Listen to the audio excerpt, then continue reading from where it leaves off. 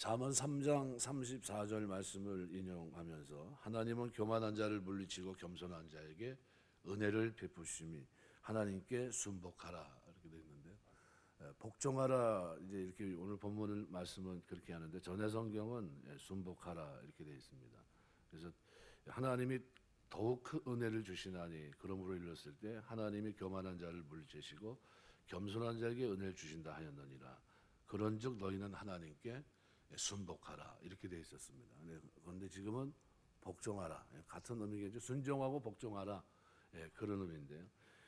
믿음은 겸손으로 순복할 때 하나님께서 더 큰 은혜와 축복을 주십니다. 그래서 열왕기하 5장 1절에서 14절에 기록되어 있는 나아만 장군의 예를 들어도 굉장히 엘리사의 말을 듣고서 굉장히 자기가 받아들일 때는 이렇게까지 나를 푸대접하나 싶었지만 순종하고 복종할 때 그죠? 그때 기적이 일어납니다. 누가복음 5장 1절에서 6절까지 물고기 잡은 이 베드로의 모습이 나와 있는데 어부입니다. 어부인데 밤새도록 물고기를 잡았는데 못 잡았어요. 허탕하죠. 근데 말씀에 의지해서 깊은데 그물을 내리라는 것은 사실은 맞지 않는 얘기거든요. 그런데 말씀에 의지해서 그물을 내렸고 순종하고 복종할 때 놀라운 말 그대로 자기가 상상하지 못했던 일이 일어납니다. 많은 물고기를 잡아서 같이 다른 배를 이렇게 해서 같이 꺼낼 정도다. 굉장히 큰 성공적인 물고기를 잡게 되는 거거든요. 순종하고 복종할 때 은혜와 축복을 베푸십니다. 손 마른 자를 고칠 때도 요한복음 2장에 보면 물로 포도주를 만들 때도 마리아에게 나와 무슨 상관이 있습니까? 그런데 종들에게는 얘기합니다. 뭐라고 하시든지 그대로 따르라. 근데 순종하고 복종합니다. 종들은 알아요. 이게 어떻게 된 건지. 물을 갖다 붓는데 그것이 포도주로 변했다는 걸 압니다. 이 순종하고 복종할 때 하나님이 큰 은혜 주십니다. 요한복음 6장에 오병이어의 기적을 일으킬 때도 예수님 너희가 먹을 걸 줘라. 줄 게 하나도 없는데 주라고 그럽니다. 근데 이제 아이가 있는 그죠? 아이가 하루 점심 식사할 수 있을 정도의 조그만 거 그걸 가지고 옵니다. 순종하고 복종하는 거죠. 이게 있는데 이게 어떻게 될지 잘 모르겠는데 하면서 가져옵니다. 너희가 먹을 걸 주라고 했더니 들고 온 거거든요. 거기를 축사하시고 떡을 떼어 나눠주시고 또 그렇게 해서 오병이의 놀라운 역사를 일으키십니다. 이 순종과 복종이라고 하는 것은 하나님 앞에 굉장히 큰 은혜 축복을 받는 그런 겁니다. 그래서 순복한다는 것은 겸손한 마음으로 순종하고 복종하는 것인데 하나님으로부터 더 큰 은혜와 축복을 받으려면 교만한 마음을 품지 말고 오직 믿음과 겸손으로 순종하고 복종해야 된다라는 것을 분명히 말씀해 줍니다. 그래서 은혜를 받기를 원하지만 받지 못하는 두 가지 이유가 있습니다. 첫 번째는 세상에 대한 사랑입니다. 세상의 욕망이 하나님의 깊은 은혜를 체험하는 것을 방해하고요. 두 번째는 우리가 하나님을 기다리지 못하기 때문입니다.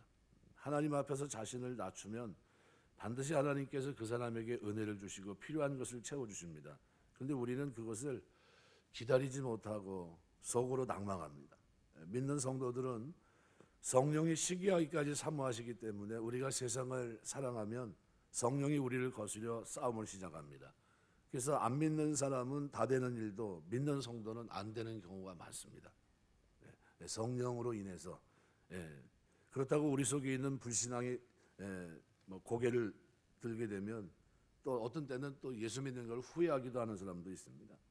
이걸 우리가 패배주의라고 보통 얘기하는데 여기에서 패배주의라고 하는 것은 예수를 부인할 수도 없고 그렇다고 해서 세상에 나갈 수도 없어서 이러지도 저러지도 못하는 그런 상태에 머무른 사람들을 얘기합니다.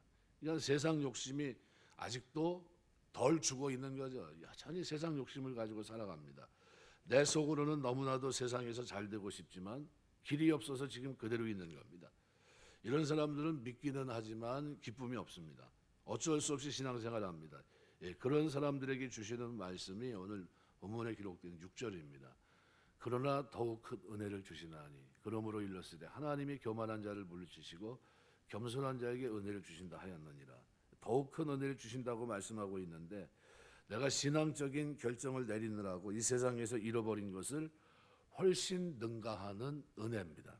이걸 얘기합니다. 하나님께서는 내가 하나님을 믿기 때문에, 내가 세상을 사랑할 때 성령께서 내 안에 주신 갈등 때문에 잃어버린 것들을 훨씬 능가하는 은혜를 준비하고 계시다는 거예요. 내가 예수를 믿으면서 포기해야 될 것들 많지 않습니까? 그래서 나와 복음을 위해서 수고한 사람들은 금생에서도 100배나 받고 내세에서 영생을 얻지 못할 자가 하나도 없다. 복음을 위해서 희생했는데 어떤 신앙적인 결정입니까? 세상 것보다는 하나님의 의를 위해서 달려갔거든요. 그래서 거기에 대해서 하나님은 갚아주시겠다. 더욱 큰 은혜를 주시는 겁니다. 그래서 성경 본문은 더욱 그 은혜에 대해서 말씀하지 않습니다.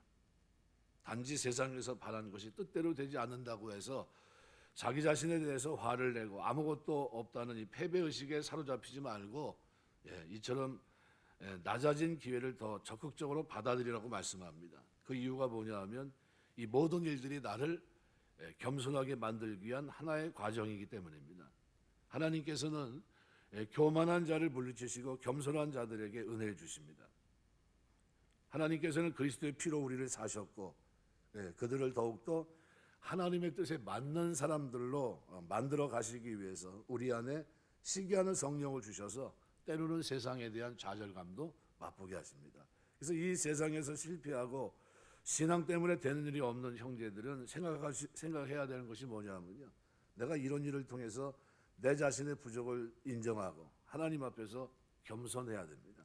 어느 누구도 경험하지 못한 가장 큰 은혜를 얻게 되는 겁니다. 그 은혜는 뒤에 있는 겁니다.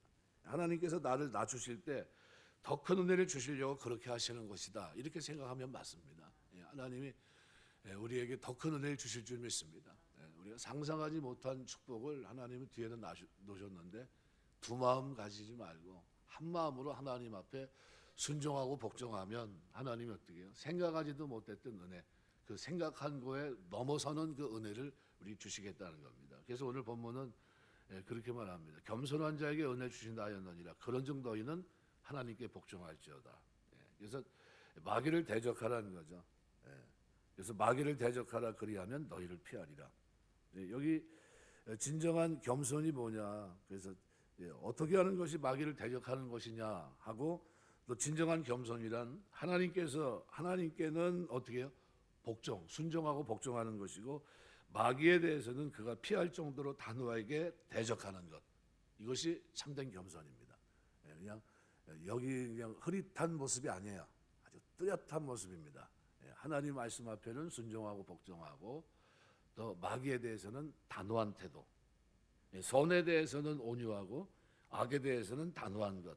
시편에도 보면 의인을, 복 있는 사람을 얘기할 때 어떻게 해요? 하나님에 대한 바른 관계를 저촉하는 잘못된 것들은 단호하게 잘라버리죠. 그런 모습이에요. 그런 단호함.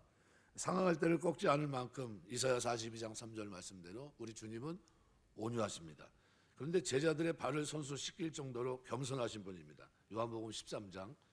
그런데 성전에서 강도의 굴교로 만든 사람들에 대해서는 채찍을 휘두르십니다. 아주 그냥 강렬한 분노를 나타내세요. 요한복음 2장 12절에서 16절인데요. 이런 예수님의 모습은 뭡니까? 이게 겸손한 모습이에요. 겸손한 모습. 왜 이게 겸손한 모습입니까? 하나님께는 순복하고 마귀에 대해서는 피할 정도로 아주 어떻게 해요? 단호하게 대적하는 겁니다. 마귀에 대해서는. 마귀가 도망갈 정도로. 바울 역시 고린도 성도들에게 미숙하고 어린 사람들을 대할 때는 약하고 두려워하며 심히 떨 정도로 온유하고 겸손했었습니다. 고린도전서 2장 3절 말씀대로. 그런데 위선과 악을 행하는 자들에 대해서는 더할 나위 없이 담대하고 단호한 태도를 보입니다. 사도행전 23장. 그래서 누가복음 7장 3절에 보면 너희는 스스로 조심하라. 만일 내 형제가 죄를 범하거든 경계하고 회개하거든 용서하라. 가만히 보면 이런 모습이 어떤 모습입니까? 겸손한 모습이에요. 그러니까 하나님 앞에서는 어떻게 해요? 복종하고 순복하고 복종하는 모습이 있다면 잘못된 죄에 대해서는 단호한 태도를 보이는 이런 겁니다. 그래서 왜 그런 마귀를 대적해야 되는가? 하나님을 순복한다는 것은 마귀를 대적하는 건데 어떻게 하는 게 그런 마귀를 대적하는 거냐라는 겁니다. 마귀는 하나님의 나라라든가 하나님의 통치를 인정하지 않습니다. 말씀의 통치를 인정하지 않습니다. 그러니까 쉽게 말하면 하나님의 말씀이 통하지 않는 영역이 사단의 영역입니다. 언제 그런 일이 일어나는가? 우리가 어려운 일을 당했을 때입니다. 아주 곤란한 일을 당했을 때 내 생활 가운데 하나님의 말씀이 다스려지지 못했던 부분이 있습니다. 내 삶의 영역 가운데 하나님께서 다스리지 말씀을 통해서 적용되지 않는 부분은 어딘가? 그걸 한번 가만히 생각해 보셔야 됩니다. 다양한 부분들이 하나님의 통치를 받고 있지 않습니다. 돈을 사용하는 부분이라든가 이성과 교제하는 부분이라든가 자녀를 양육하는 부분이라든가 공부를 하는 부분에서 전혀 하나님의 통치를 받지 않고 있었다는 사실을 발견하게 됩니다. 그렇기 때문에 마귀를 대적한다고 하는 것은 마치 제물을 바칠 때 짐승의 각을 뜨고 벌려서 번제로 드릴 때 불로 태우는 것처럼 내가 그 부분을 하나님 앞에 인정하고 하나님이 원하시는 대로 하겠다고 인정하는 것이 마귀를 대적하는 겁니다. 이 부분을 여태까지는 어떻게 하나님 앞에 제물로 드리지 않았지만 이 부분을 이제는 내가 이렇게 바꿉니다라는 거예요. 이게 마귀를 대적하는 겁니다. 또 두 번째는 마귀를 대적하려고 할 때 그것은 사람을 두고 한 얘기가 아닙니다. 사람은 마귀가 아닙니다. 마귀는 사람의 정신이나 가치관을 조종합니다. 그래서 어떤 가치관을 가지고 있느냐가 중요하거든요. 그래서 성경적인 세계관 가치관을 갖기 위해서는요, 자꾸 교회 신학을 자꾸 해야 됩니다. 그러니까 성경 전체를 들여다볼 수 있는 눈을 가지는 게 굉장히 중요합니다. 우리 교회 청년들 자꾸 몇 년째 지금 그걸 하고 있어요. 교회 신학. 그러니까 성경 전체를 들여다볼 수 있는 뭐 우리가 아는 대로 하이데벨크 신앙 고백서, 웨스트민스터 신앙 고백서 이런 고백서는 뭡니까? 그 내용이 하나하나 결론이 되어 있는 겁니다. 그 결론을 하나하나 익혀요.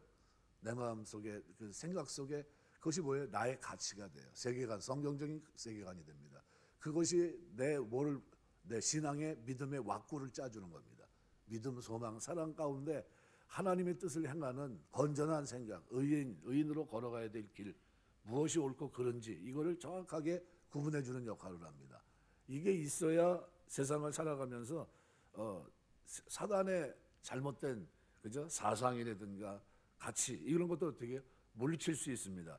우리는 그 사람으로 그렇게 하도록 하는 배우의 정신, 가치관과 싸우는 겁니다. 그러니까 이걸 싸우려면 뭐에 충만해야 됩니까? 하나님의 진리의 말씀을 알아가야 돼요. 자꾸 그 말씀 속에서 우리가 어떻게 바르게 생각하고 바르게 결정하는 것, 이게 훈련이 돼야 됩니다. 마귀를 대적하려면 어떻게 해야 됩니까? 배후에 있는 정신이 뭔지를 알아야 됩니다. 사람을 거부하면 안 됩니다. 그러나 그 사상에 대해서는 분명히 아니라고 해야 됩니다. 예수님은 십자가를 막는 베드로에게 사단아 내 뒤로 물러가라. 베드로가 사단입니까? 그게 아니에요. 뭘요? 그를 조종하고 있는 사단의 이 잘못된, 그죠? 그러니까 베드로를 어떻게 해요? 사단의 계책에 쓰임 받고 있는 베드로의 그 말 이런 것들을 정죄하신 겁니다. 그러니까 예수님은 베드로를 정죄한 게 아닙니다. 베드로를 그의 인정, 그죠? 그가 가지고 있는 이 감정 이런 것들을 사용해서 예수님을 약하게 만들려고 했던 사단의 계책을 보시고 사단아 내 뒤로 물러서라 이렇게 얘기했던 겁니다. 그러니까 우리가 사람을 가지고 사단이라고 얘기하면 큰일 납니다. 그건 뭐 잘못된 생각이고요. 또 하나는 우리가 마귀를 대적한다고 하는 것은 누군가 분명히 죄에 빠져 있고 또 그 죄의 영향력이 나를 덮치려고 할 때 분명히 거부해야 됩니다. 이건 아니다. 왜요? 뭐가 우리 속에 있습니까? 하나님의 진리의 말씀이 우리 속에 있기 때문에요. 나의 태도를 분명히 해야 됩니다. 내가 누구냐는 거죠. 구원받은 죄로부터 자유함을 입었지만 그 자유가 방종하지 않고 말씀 앞에 어떻게 해요? 순복하는 사람이란 거죠. 그러니까 하나님 말씀의 기준을 갖고 있는 사람이기 때문에 분명히 어떻게 해요? 죄의 영향력이 나를 덮치려고 할 때 그 영향력 속에 들어갔을 때 나는 단호하게 마음서부터 어때요? 나는 하나님의 말씀을 가지고 이 땅을 사는 사람이다. 주의 말씀은 내 발의 등이요 내 길의 빛이다. 이 자세를 분명히 가지고 이 땅을 살아낼 사람들이 하나님의 사람들입니다. 이것이 마귀를 대적하는 거예요. 그래서 너희는 하나님께 복종할지어다 마귀를 대적하라. 그리하면 너희를 피하리라. 우리가 살아가면서 어느 자리에 가든지 하나님의 사람으로 하나님 앞에 말씀 앞에 순복하며 사는 사람으로 살게 되시길 주의 이름으로 축원합니다. 그래서 이 진정한 겸손은 하나님께 순복하고 마귀에 대해서는 그가 피할 정도로 단호하게 대적하는 겁니다. 그냥 인간의 혈기를 가지고 하는 게 아니에요. 뭘 가지고 합니까? 말씀이에요. 말씀의 가치, 말씀의 세계관을 가지고 그걸 가지고 어떻게 해요? 잘못된 생각, 잘못된 가치 이걸 무너뜨리고요. 그리고 하나님의 뜻에 맞춰서 순복하고 나가는 겁니다. 이게 예수 믿으면서 살아갈 하나님의 나라의 영역을 내 삶에서 자꾸 넓혀가야 돼요. 그래서 말씀이 통제되지 않는 부분들을 내 삶에서 어떻게 해요? 번제를 드림과 같이 각을 떠서 하나님 내가 이 여태까지 이렇게 살지 못했던 부분들이 있습니다. 사단의 통치 속에 있었던 이 부분을 이제는 내가 어떻게 결단하고 하나님 죄할 이것이 하나님께 순복하는 데 걸림돌이 되기 때문에 이제 버리겠습니다라는 거예요. 그리고 그걸 어떻게 해요? 하나님 앞에 어떻게 제사들이 각을 떠서 죽이듯이 어떻게 해요? 번제로 제물로 드리는 겁니다. 하나님 이제는 내가 이것으로 인해서 죄를 짓지 않겠습니다. 아주 단호한 자세예요. 그래서 겸손이라고 하는 것은요, 하나님께 순복하고 마귀에 대해서 아주 그가 피할 정도로 단호하게 대적하는 자세입니다. 그래서 이 참된 겸손이 오늘 저와 여러분에게 있어서 선에 대해서는 온유하고 악에 대해서는 단호한 모습으로 이 땅에서 삶을 살게 되시길 주의 이름으로 축원합니다. 말씀 맺겠습니다. 오늘 본문은 그래서 우리에게 이렇게 얘기합니다. 그러나 더 큰 은혜를 주시나니. 하나님 어떤 사람에게 더 큰 은혜를 주십니까? 교만한 자를 물리치시고 겸손한 자에게 은혜 주셨는데 이 겸손한 자는 누굽니까? 오늘 본문에서 7절은 그렇게 말합니다. 하나님께 복종하는 사람이고 마귀를 대적하는 사람이다. 이렇게 대적하면 하나님 어떻게 해요? 대적하는 그에게 마귀는 피할 수밖에 없다는 거예요. 우리는 누굽니까? 하나님 앞에 구원받은 하나님의 자녀들이에요. 살아가는 동안 우리가 어떠한 모습으로 이 땅을 살아내야 될지 성경은 분명히 말씀합니다. 하나님 앞에 순종하고 복종할 때 하나님은 그것 때문에 실패한, 그것 때문에 손해본 모든 것들에 더 큰 은혜를 우리에게 주실 줄 믿습니다. 이거 내가 이것까지 포기해야 되나 싶을 때 그것까지 내가 고민하면서 던졌던 그거 하나님 어떻게 해요? 그거와 상상할 수 없을 정도로 더 큰 은혜로 우리에게 부어주시는 겁니다. 그 축복이 저와 여러분의 신앙생활 속에 믿음 생활 속에 결단하고 나아가는 아름다운 순종하고 복종하는 겸손한 신앙생활 속에 늘 넘쳐서 하나님이 더 큰 은혜로 부어주시는 축복이 저와 여러분의 믿음 생활 속에 늘 넘치게 되시길 주의 이름으로 축원합니다. 기도하겠습니다.